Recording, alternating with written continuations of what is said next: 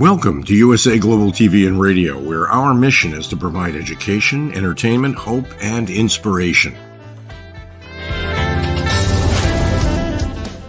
USA Global TV and Radio connects you with experts and audiences all around the world every single day to help you succeed in business and to live a richer life.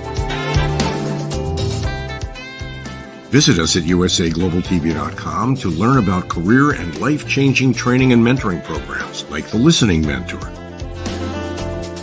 Subscribe to our newsletter to stay informed about our special programs and offers. Discover how you can become a guest on one of our shows or a host or producer of a USA Global TV and Radio show of your very own. That's USA Global TV and Radio, where the doctor is always in.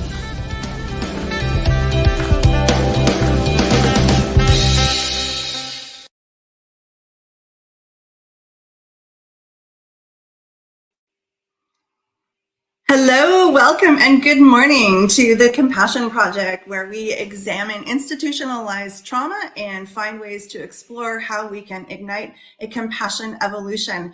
My name is Dr. Danielle Lord. I am your hostess, and this morning I'm very happy to be joined by my friend Seamus Cory, all the way from England.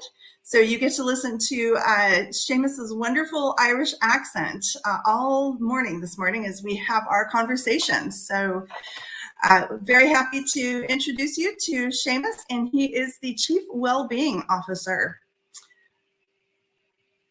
There you are. Hi, good morning. Good morning, Danielle. How are you?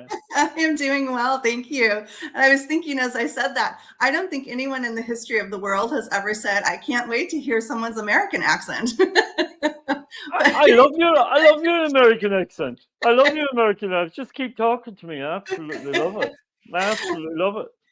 All right, so here we are, and thank you so much for being with us this morning.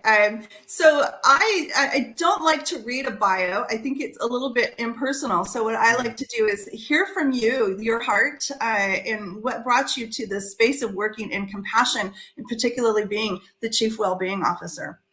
So thank please you, share. Danielle, and thank you for having me on your show this morning. It's a real privilege for me to be here.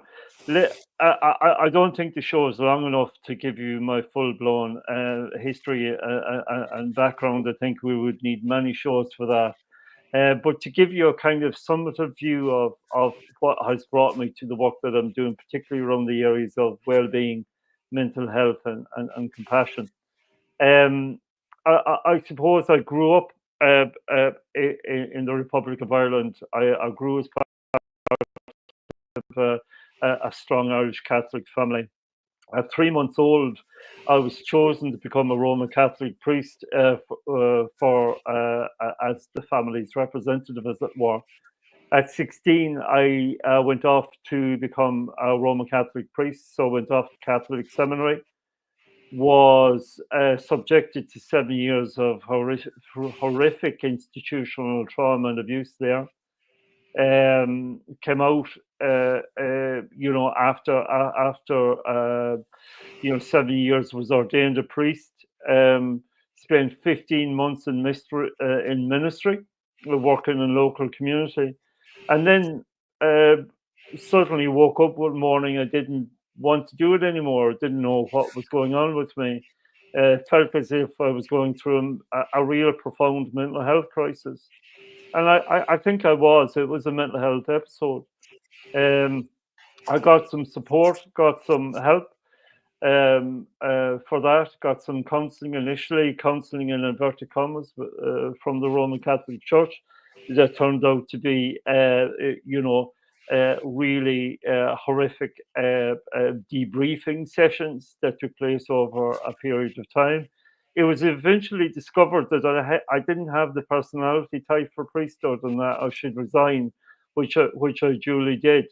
Once I did that, I was extricated from my family home. My family turned their back on me. Community turned their back on me. I became isolated, homeless, countryless, and I became an immigrant in the series of about 5 to 6 odd weeks. Eventually moved to the UK and moved to Scotland in '96, The 29th of April 1996 at 5 to 6 in the evening. I'll never forget that time, because that's when my plane touched down in Edinburgh Airport. And from then on, it's been a real life experience of getting to know me, getting to know who I am, in a country that I didn't know, in a country that didn't know me. I essentially, during the first part of that arrival, didn't have a national security number, as you would call it, a social security number. So I was effectively a non-person. I couldn't claim any benefits. I couldn't claim any help. I couldn't claim any support. And yeah, I found myself in a very difficult place. And through my life, I have struggled with the effects of trauma. I've struggled with the effects of abuse. I have received treatment and support from that. I've had, one or two mental health crises along the way. But today I'm coming to you. I feel well. I feel good. As I said already, Danielle, I'm happy to speak about anything, because I firmly believe that opening up and speaking about trauma, the more we can help and support people, like I do right now in terms of my well-being work, the less of a stigma that people will have about opening up. So if they are traumatized and needing help and support, and if they listen to my story, then it hopefully might resonate with them somehow. That is a lot to unpack, and I warned you, Danielle. I don't think the show is long enough. I can't imagine what it must have been like. So there's a couple things here that's going through my mind. First is that I can't imagine what that must have been like at coming to the conclusion that I don't know who I am. And those are my words, right? When we're groomed to be in the position of a priest representing the family from 3 months old. Wow. That is, that's fascinating. And then to be at the hands of receiving care from the perpetrators of the abuse. And then I think at the root of all of it is this realization that this institution that we hold on high, the church, right, if you will, and that probably spreads to multiple denominations, but this institution that we hold in such high regard for being the very space that we should go to receive compassion and kindness and care and healing is actually the place that was the one who perpetrated all of this abuse. That's got to be profoundly difficult for people to hear. And absolutely, yes.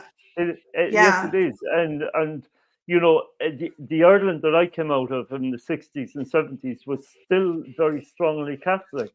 To some extent now, because of the advances in social media and because the advances in changes in culture in Ireland, it's a different story now. The Catholic Church, quite rightly, is on the back foot, but for a long time they held sway and they held power and they held a complete control over the population in terms of the Irish population who were Catholic in Ireland. And and I was part of that. I was part of that process. Wow, that in and of itself has got to be something that you have to come to terms with as well. So it's kind of a compounding effect. This to me is absolutely why I say we are experiencing institutionalized trauma. I mean, when you think about the tenure of the Catholic Church within globally within our world, to know that this has been going on for probably this long is exactly where it all stems from. It really truly is the root of the institutionalized trauma that we are all collectively globally experiencing right now.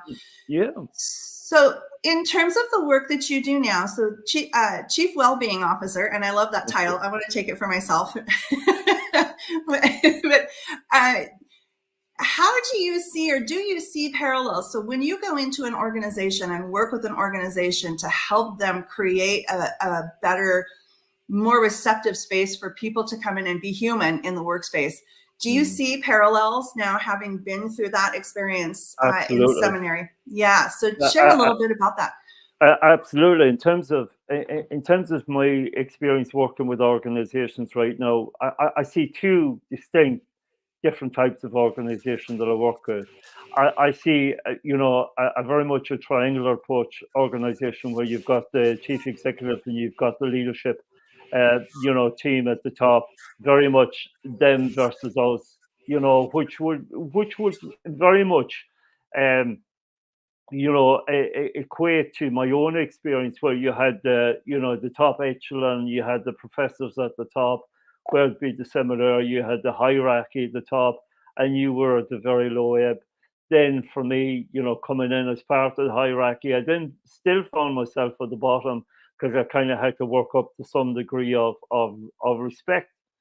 But I also see organizations who recognize that triangular process it no longer fits and no longer works.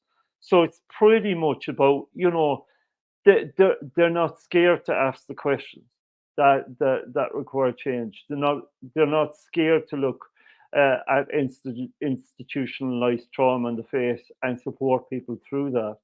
And for those organizations who have had the privilege of working at and working with, to support that process and to support that cultural change has been an enormous benefit to me, seeing the healing, but also for the organizations themselves see the growth and see the development and see themselves where they really should be and are currently operating in. That's fantastic to hear that some are embracing that change and recognizing it. And, so part of the work that I did in terms of getting my PhD was to study organizational theory. And so we studied a lot of the history of how organizations emerged in our modern world. And a lot of them did come out of Britain, right? The Industrial Revolution, when the machinery came in and it was all hail the machine and who cares about the people? It seems like that still has such a hold on us in our modern organization. So I think it's kind of interesting to draw those parallels from England and think about how it has that culture has permeated the organizations of the world. Yeah, so it's nice and encouraging to hear that there is a shift in that going on. I think absolutely, Danielle, and I think the biggest shift and the biggest kind of explosion and the biggest nuclear bomb that went off for everybody, to pardon the pun, in terms of organizations, the length and breadth of the UK, but also globally across the world, it's something that we all experienced together, and that was the pandemic. I agree. Post-pandemic, there has been a sea change in terms of development, in terms of how organizations approach themselves, approach their staff teams, and how they approach this as it were, this traditional view that you work 9 to 5, Monday to Friday, you did 37 and a half hours, you put it all on the block, and then you went home at the weekend, you recovered, and then you come back on Monday morning to do it again, right? Yeah. That's changed fundamentally. And how people work has changed fundamentally. I think the advent of technological platforms such as the one we're on right now, together with Zoom and Teams and all these other digital platforms, which allow people to collaboratively work together, but not necessarily have to be in the same space, is an interesting viewpoint. And that's opened up exploration and questioning around, actually, do I really need to be in the workplace, a physical workspace, or or can I work from a space that best suits me? It's an interesting question. Yeah, I agree with you completely that the pandemic really did reshape. I think once we got over the initial shock of it, of being home, we had this realization that, wow, this is kind of nice, right? I'm not struggling with this workday of having to be in a container of space and a container of time, and I don't have that container bookended by a frustrating commute. So I think that really people were very much opened up to that idea of, is there a better way? So I'm so glad to hear that folks are realizing that there is indeed a better way. So I had a really interesting experience. Just this week, I was going to a trade show and found myself having to be at a certain place in time.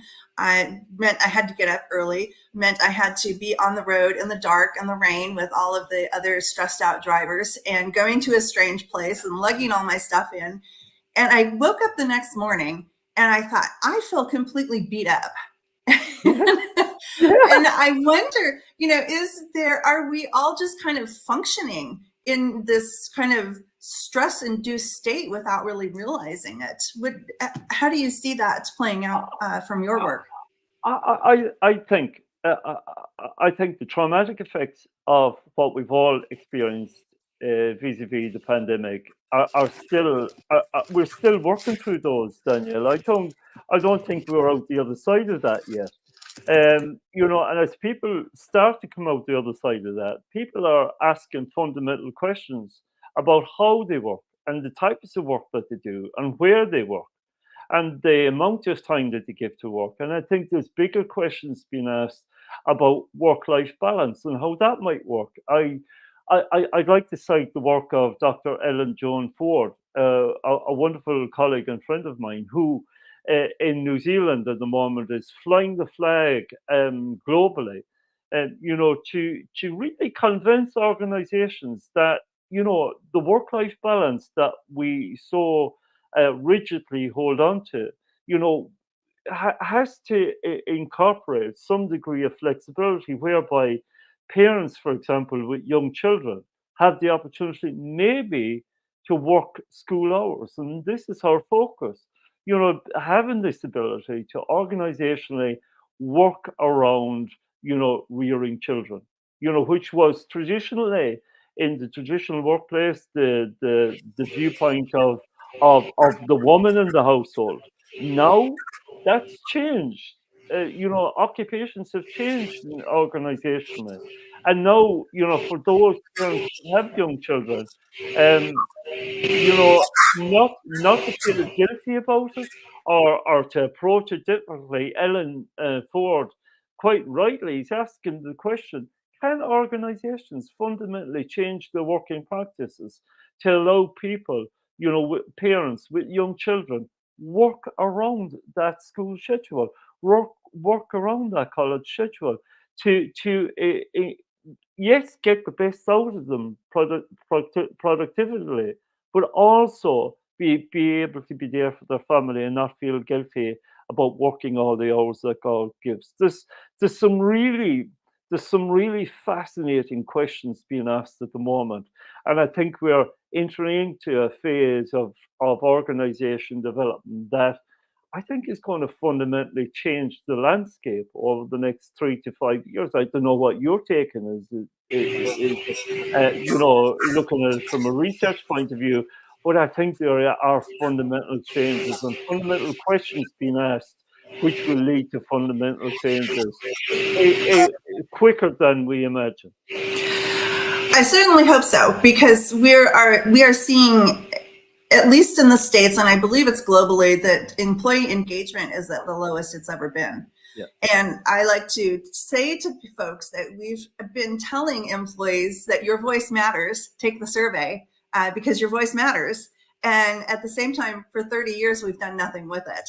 So, and we haven't, we would think after 30 years that we'd start to see a tick up in employee engagement, but actually we've seen a precipitous downfall. So I really do think that this is the time and space where employees are going to start to stand up and say, no, we're done. We're done being treated like this. We're done having to fit within a very small parameter of your set of expectations around time as the measure of productivity.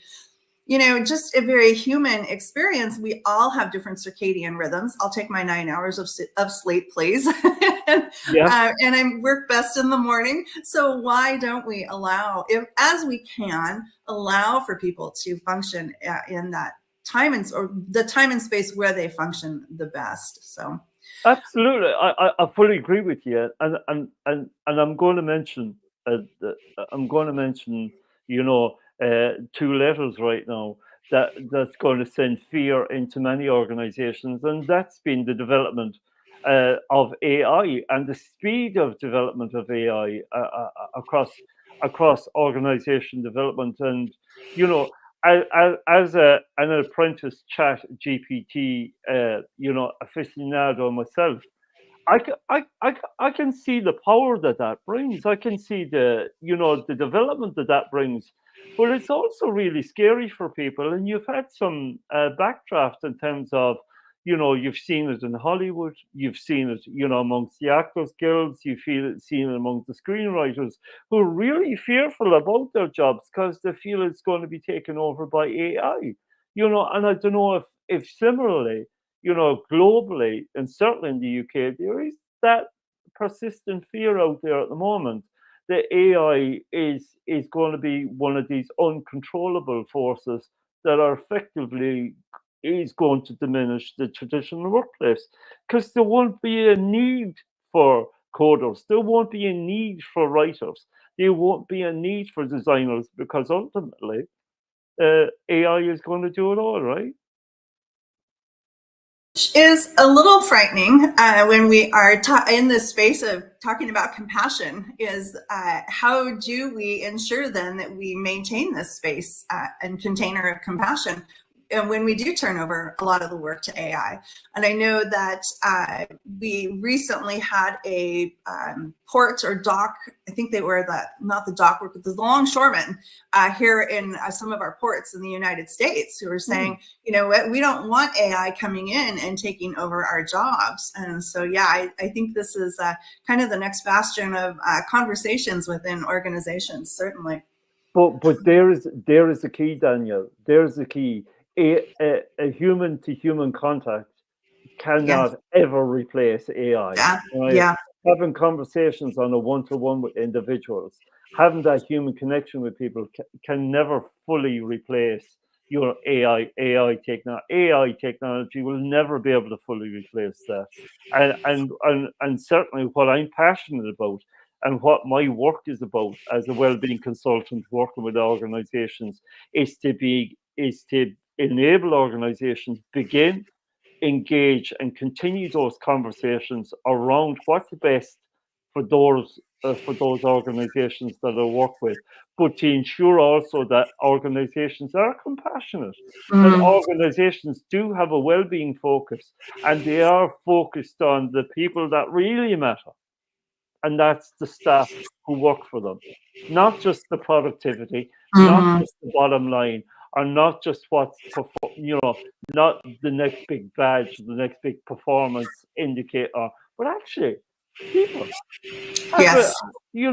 and it goes back to what I do well, and I think I do it well.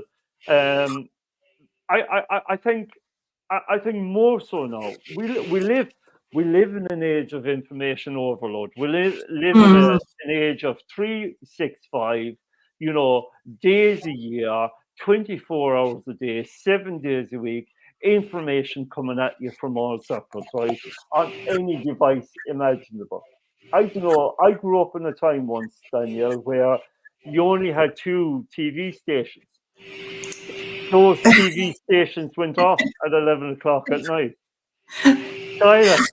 I remember those days. Yes. No, you switched it off. Yeah, and You can't.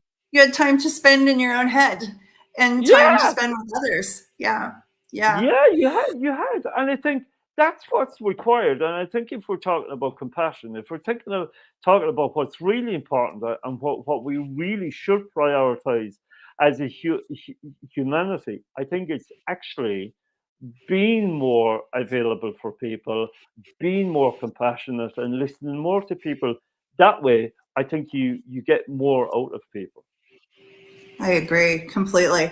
My husband works in a large industrial area, and he takes care of the equipment. And some of this equipment is like the size of a room. It's pretty big stuff. But even he says, we spend more time thinking about how the equipment is functioning than we spend thinking about how our team members are functioning. And I Isn't think that crazy? isn't that crazy? Yes, it's a pretty sad state, Yeah. for sure. For You, sure. you'll put oil on the machine and you'll pay for oil on the machine. But some Yeah. organizations, won't pay for a little bit of well-being support. Isn't that crazy? Yeah. Yeah. Yeah. Yeah. It's that long-standing mantra that has existed in organizations for so long that is, well, that's your own stuff, right? We shouldn't have anything to do with Yeah. the stuff Don't bring that it to work, you right? bring. Don't Don't bring bring it it to to work. work. Don't bring Yeah. it to work. Exactly. Yeah. But we have to really begin to think about the whole person that comes into the 100%. whole system of the organization. And there's a connection that just can't be broken there. So. And failure to do that will end up in institutional trauma. Yeah, absolutely. And I think the very fact that we have existed as employees in this space for as long as we have really does create the sense of, yes, it's another part of institutionalized trauma for It certain. is. Yeah, absolutely. Because you disregard it at your peril. Because what you're going to end up then is that if it remains the status quo, if it just remains traditional and keep your personal stuff at the door, please don't bring that to work. We don't want to hear that here. That in itself is a form of institutional trauma, right? Yeah, yeah, I agree. I don't care enough about you to hear what it is that's ailing you in the moment. No, I don't. Yeah, I don't want to know. Just get yeah, on and do your. Just get on and do your job. I yeah, don't want to yeah. know. And that's where institutional trauma sets in. Yeah, I agree, and I think that it's a huge differentiator between managers and leaders as well, right? Because it doesn't take any sense of authenticity or vulnerability to say, "Oh my gosh, Seamus, are you okay today? Something Yeah, doesn't seem quite right." Whereas a manager who's just concerned about the productivity and the schedule and the priorities, it's very easy to just brush that aside and say, "Just go do your job." absolutely, 100%. And yes, you're there to do a job. You've got a contract of employment. You've got roles and responsibilities. You've got boundaries. But actually, the less human we are at work, the the the less human you will be. And we're not robots. We're not mechanical creatures. We're Actually, not the we're AI. not the AI. Yeah, We're not the problem. right. But Yeah. actually, if you choose to ignore the problem, if there is one, then it becomes a problem. I often feel that if you there's a saying out there. I don't know who coined it, and please don't sue me, but it says that if you ignore your wellness, you're going to have to deal with your illness. Yeah. A lot to unpack in that. If you ignore your wellness, you're going to have to deal with your illness. You're going to have to deal with it. Yeah. The body's going to speak volumes. If wellness, internal wellness, isn't looked after. If you don't put Absolutely. that internal oil on your own machine, then at some stage, that machine's going to break down, right? Yes. Yeah. This human machine, yeah, is going to Yeah. break down. So, Dr. Jacqueline, our producer, pulled up your book here just a minute Oh ago. Why don't wow. you tell us a little bit about that?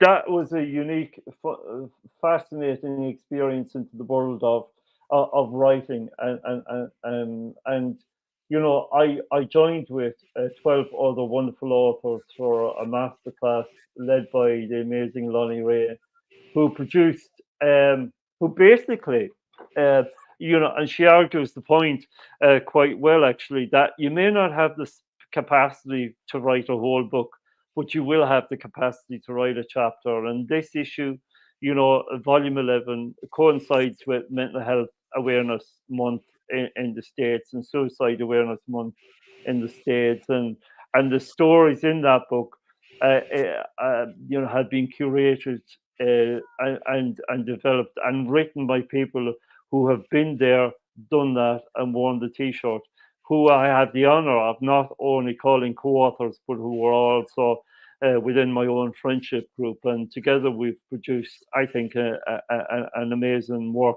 My own story is in there of how I came to discover my true journey and my true self.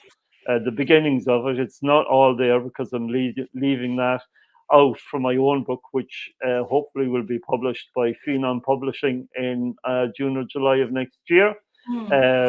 It's going to be called, breaking news. There should be a breaking news caption across the front. It's going to be called The Gospel According to Sheamus, and it's going to have my own story in there, mixed in with well-being guidance, advice, and signposts, and hopefully that may help and support people who find themselves maybe in not an extreme position as myself, but who might need help and support, and where to go for that help and support to support them on their own well-being journey. So I'm looking forward to that coming out in June or July of next year. Oh, exciting. I love the title. And I love the fact that you can share your own story of resilience to help others find a way and see hope. I firmly believe, Danielle, that the only way to support people is being honest, open, authentic, and transparent with people, right? And I think if they see that, if they see your authenticity, if they see your transparency, if they see your honesty, that inspires people to become maybe just a little bit more authentic, a little bit more honest, and a little bit more upfront themselves. And it enables the breakdown and stigma that we all have about, maybe we are not in the right place. Maybe we do need help and support. And if people, because of listening to my story or reading my story or reading Rattled Awake or reading my own book when it comes out, are able to get that support, well, I've done my job.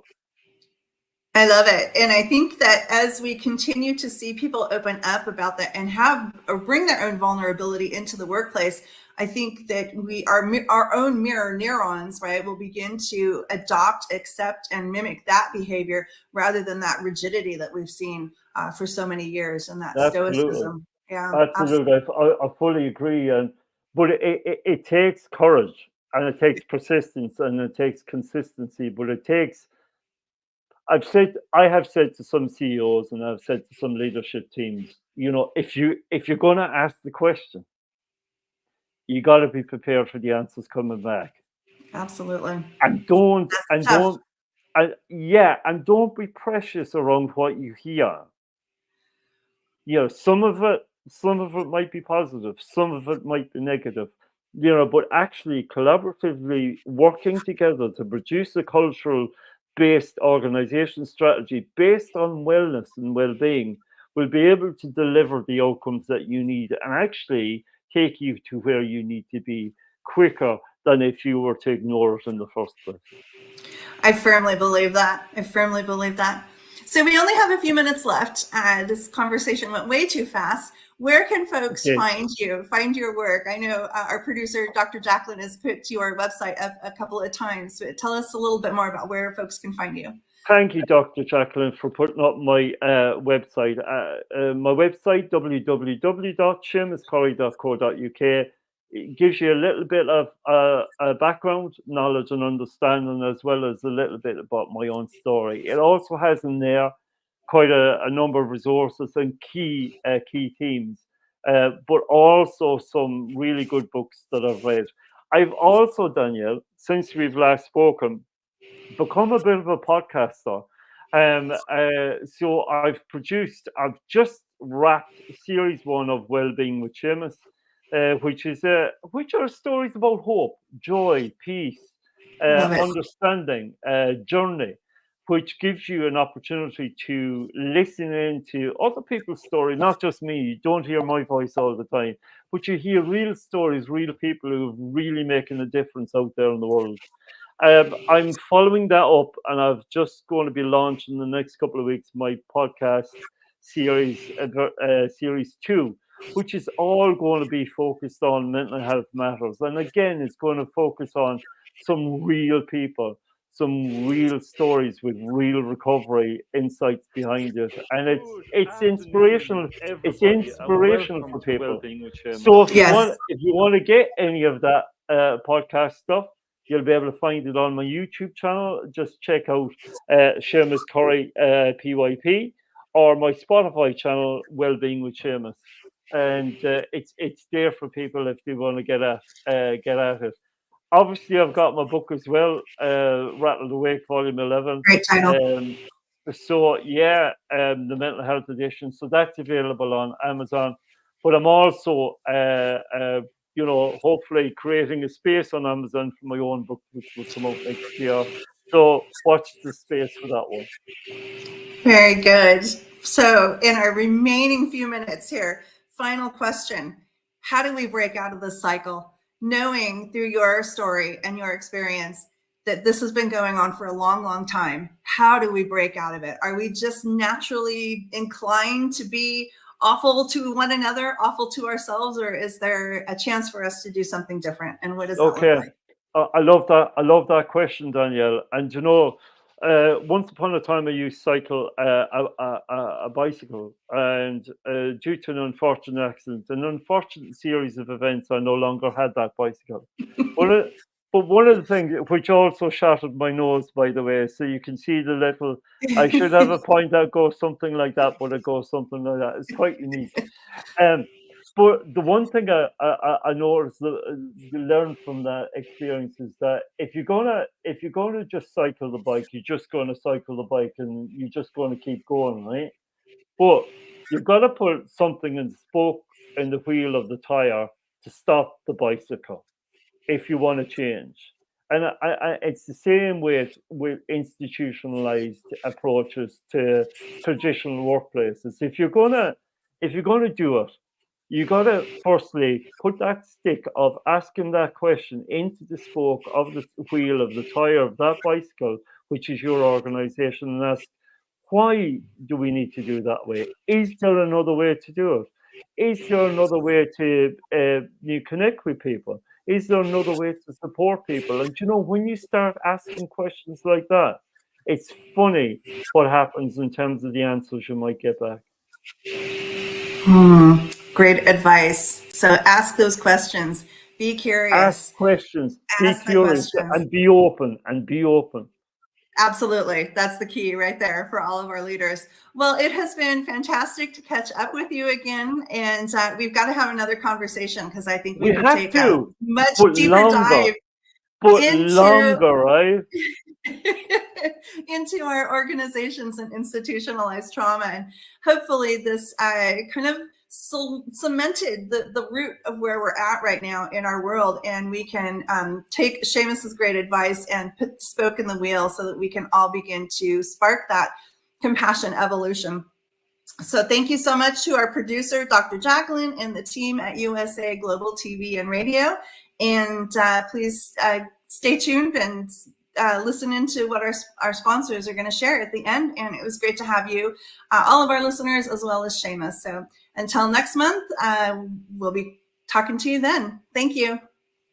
We face daily cyber risks, spending over 7 hours of screen time, including 4.5 hours on mobile phones. This convenience comes with significant dangers, with cybercrime costs predicted to exceed $10.5 trillion by 2025. In 2023 alone, seniors lost over $3.4 billion to cybercrime. Our goal is to make social engineering concepts of cybersecurity easier to understand. We work with business teams, senior living facilities, investment companies, and educational institutions, both individually and in groups. We offer real-life examples to help you recognize and prevent attacks, with sessions available both in person, in selected regions, and remotely. Schedule your training session, or to learn more, contact us today. Call us at 847-845-9360. Email us at info@cybersecurityeasy.com. Protect your team and family with cybersecurityeasy.com.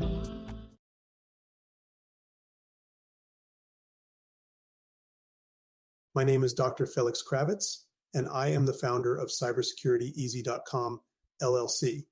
We live in a world full of vulnerabilities and cyber risks. We spend almost 4.5 hours a day on our mobile phones. It's over 7 hours of screen time daily when including computer use. We often forget that this convenience comes with risks. Published data predicts that the cost of cybercrime will exceed $10.5 trillion in 2025. These numbers encompass not only businesses, but also each one of us, including our children and our parents. In 2023, the FBI reported over $3.4 billion lost by seniors aged 60 and older. CybersecurityEasy.com LLC's initiative is to massively support the community by providing cyber safety coaching and improving social engineering awareness. Our goal is to make social engineering concepts of cybersecurity easier to understand. We work with business teams, seniors, and educational institutions, both individually and in groups. We cover various topics from phone phishing attacks to AI-generated voice cloning, robocalls, password protection, and more using life examples. Talk to us today. Call us at 847-845-9360 or email us at info@cybersecurityEasy.com. 5 Little Known Secrets for Dementia Caregivers with Tracy Cram-Perkins. Hi there, I am Tracy Cram-Perkins, the host of the Dementia Home Care Show here on USA Global TV and Radio. I am also the author of the book of the same name. And you'll see this QR code. This is for an extended version of the same talk. So if you want to see the full hour-long version, feel free to scan the code and go to that website. Stick with me. We'll talk about 5 little known secrets to make it a little easier to do dementia caregiving. What you're seeing on the left-hand side is a healthy aged brain, age 55 and above. The one you're seeing on the right is an Alzheimer's disease brain. It is in moderate disease. It is shrinking. It has holes in it. The memories that were in those holes no longer exist. When you're learning something, let's say in kindergarten, you learn how to tie your shoelace. Well, then by the time you're in second grade, your brain remembers that information from tying the shoelace and applies it so you can learn more quickly how to tie more complex knots. So the brain is hardwired to do this for us, so it helps us learn faster so it doesn't take us long to acquire knowledge. The brain is looking for the information and they pick the closest to wherever that hole is. Let's look at some tips that we can use to help do that. These are 5 simple tools you can use as a dementia caregiver to help your loved one. The whiteboard is a useful tool in recording the day's activities and the answers to repetitive questions. The calendar clock is a very useful tool to orient your loved one on the day, the date, and the time, and remind them of upcoming appointments. The communication cards are a great tool to bridge the gap when they can no longer tell you what's wrong. And then there's the pill minder for when your loved one is still able to take pills but needs prompting. The final tool I want to share with you is the memory book. It tells your loved one's story. It's a great tool for distraction, redirection, also as a conversation starter, and telling you where they are in their story so you know how to answer their questions. Music is probably the most powerful tool in your toolbox after laughter. Music is a way to maintain connection. It sticks with your brain longer than any other thing, including reading. When you're having an issue with somebody, you can play their favorite music if you move them to another room, something that makes them happy, or you can start singing songs together from their childhood. These are some of my favorite books for caregivers. My show airs on the 3rd Tuesday of every month, and you can view past episodes on YouTube. Thank you, everyone. This program has been brought to you in part by Tracy Cram-Perkins. Connect with her and order her book at tracycramperkins.com. For more information about Alzheimer's disease, support resources, and how you can help, contact the Alzheimer's Association at 1-800-272-3900 or visit their website at www.alz.org.